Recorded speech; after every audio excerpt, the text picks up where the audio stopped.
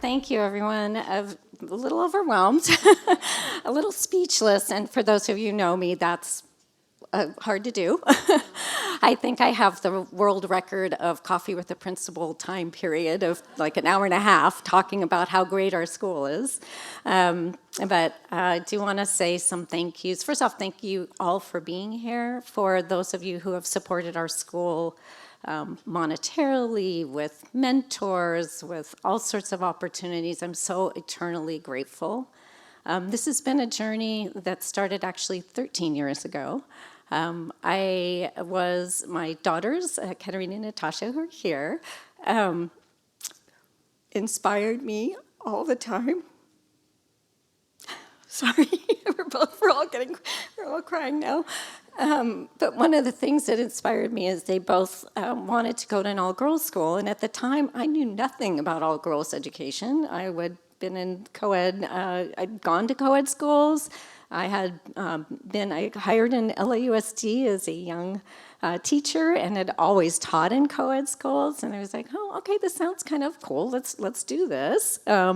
Luckily for me, they were given scholarships because at the time, a teacher's salary, no way would I have been ever able to afford that. And I do want to thank Barbara Wagner, who's here. She was the head of Marlboro at that time in the school that they went to. And I could not have afforded that without you and your team there. And they had such an extraordinary experience at this school. And I brought a lot of things into my teaching, ideas like growth mindset, ideas like voice, and I kept looking at my students. At the time I was a history teacher, and the girls wouldn't raise their hands. And I talked to them, afterwards and go, you have such great ideas. Please raise your hand and bring them forward. They wouldn't do it. But I saw my daughters grow in their voice and their leadership and everything that they did at this all-girls school. And I kind of went, why can't we do this in the public schools? This would be a great model to have. And kind of looked around and went, oh gosh, I'm going to have to do this, aren't I? And so I did a lot of research. I did find that girls and boys are absolutely equal in our system, in LA Unified, in elementary school, in their grades and their test scores in math and science. But as soon as they hit middle school, that changed. And they weren't taking the challenging classes in high school. So my plan that I developed was to be a STEM school that was encouraging for students. So they would come to us in middle school and we'd be doing a lot of hands-on science, a lot of hands-on math, and they would grow to love those subjects and then go on to be encouraged to take the AP classes that I knew they should take. And that's succeeded. Our students are amazing. They challenge themselves all the time. And they're fantastic. And there was so much in the video, but one of the things that struck with me was like with Ella saying, I took advantage of every opportunity that came my way, and a lot of the students here have done that as well. And the opportunities come from all of you, and I thank you from the bottom of my heart for that. Because when we started the school, well, first off, I have to acknowledge that I started this wrote a plan. This is my plan. I went to every part of our district and got no's. I got no's from the magnet schools. I got no's from the innovative pilot schools. No one would champion this cause until I went to Dr. Michelle King, who was not superintendent at the time, but she was so encouraging and so, thought it was such a great model, and I thought, this is leadership. This is leadership to take a new idea and champion it. And she did an amazing job. And I know what it must have felt like to have someone in leadership that was torn, as I have always been torn between being a leader and a mom. So I thank you, Colleen, and your sisters for having the patience to have your mom lead a huge school district and have so much impact on so many women, particularly in the district, because she was the one who said to me, you're an amazing teacher, but you'll be an amazing leader. You have to go in administration. I'm like, no, I'm not going to do that. And she kept persisting, and I did go into administration, obviously. But she did champion the cause. And then she introduced me to someone very important to our school, Dr. George McKenna, who was a board member at the time. And Patrice, you remember this, you were there, who was a board member's education deputy? Chief of staff. And so Dr. McKenna had gone to an all-boys school. So he understood this model, and he said, you know what, we're going to champion this. And then we finally got in front of the board and were unanimously approved by the Board of Education in 2015. Then it took a year to build the school. I went everywhere I could to recruit students, from Boys and Girls Clubs to the Kingdom Parade to any place I could go. Like, I want you to come and be part of this amazing school. And it was just my vision at that time. We didn't even have a school at that point. So I really want to thank the class of 2020 for their willingness to go with my vision.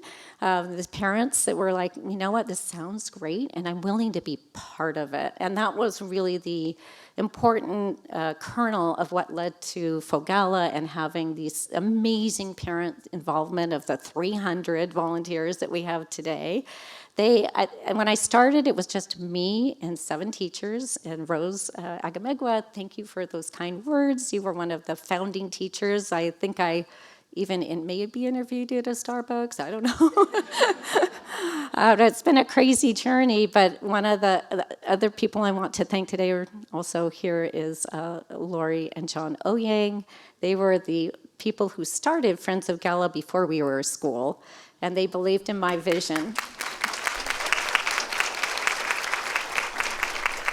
Their daughters also went to school with my daughters, and so we connected on the fact that we were working parents, and also our daughters were going to an all-girls school. So that built the kernel of what became this amazing community of people. We had nothing to begin with, and so the USC MESA program gave us microscopes so we could use them in biology. All sorts of people have helped through this journey, and it wouldn't have happened without all of you. I'm just so grateful for what we have built together. I started it, but we built it together, and I see an amazing future for us. Anyone who knows me knows I've always been about equity. And one of the reasons I started the school was this isn't equitable, that people need to pay $40,000 to $50,000 a year to go to an all-girls school. Our students in LA deserve this opportunity. There is a lot more to go. Right now we have a law, I think it's AB 2046, AB 2046, that allows for our school to exist, and that's what Ella was talking about. We had to go up and lobby to keep our school. AB 23 that law was passed, and then it's been extended. But it's only extended for schools that have already existed. And I have had so many districts in the state of California come to me and say, we want to replicate what you have here. And I'm like, I'm great, I'm ready to help you, but we have to change state law. That is our next journey. We need to make this this model available to all the girls who want to have it and all the families who want to have it. Right now, we are sitting with 1,400 students who applied to our school for 100 spots. That is 2 more galas that could exist. We need to have that happen. Any girl who wants to be part of this journey and be part of a girls' school should be able to do it. That is our next journey, our next task, and I will be still around to help with that. I'm very much an advocate for all girls education.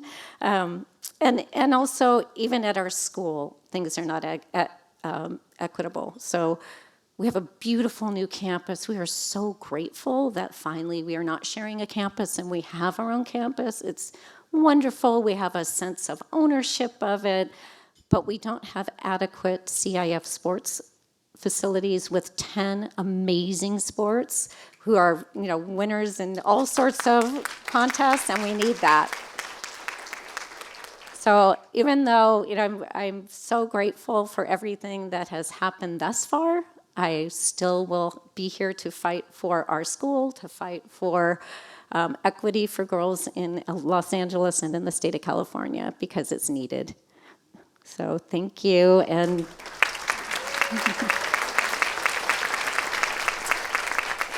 thank you all for being part of this journey and for supporting us as we go forward. I'm expecting all the help and support as we move forward.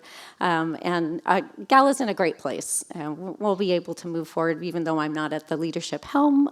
And I do just also want to once again thank my daughters for the inspiration they have given me as an educator, as a mom, and as a person. They have absolutely changed me, and they are changing lives themselves. They now have beautiful careers, and they came to our YWCC to speak, which I was so happy about.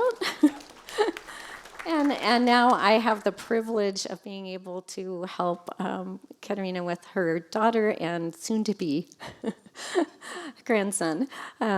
So I'm very happy to spend time with my grandchildren. As Karen said, I'm going to enjoy, but I'm not going far. So thank you so much, and I really, really appreciate this amazing tribute to me. It was very touching. Everyone who was part of it, I really, really appreciate it. Thank you.